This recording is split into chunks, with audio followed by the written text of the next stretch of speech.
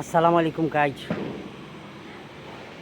আমি আসলে ভিডিওটা বানাইতাম চাই নাই, এখন বানাইতে চাইছি। এলাই যে কোর্টেতে কিছুদিন আগে একটা বিষয় ভাইরাল হয়েছে না, নেই যে কোর্টেতে অনুমতি দিছে বড় বড় অনুমতি ছাড়া দ্বিতীয় বিয়া করা যাব।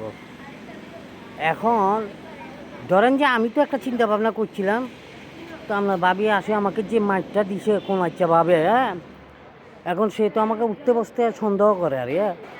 আর সন্দেহ করতে করতে ওই যে পিছনে একটা ভাবিকে দেখেন, হ্যাঁ দেখছেন নি, এই পিছনে ভাবিকে আমার পিছনে লাই দিছে আমি কোনো মাইয়াওয়ালার লগে কথা বলি কি না।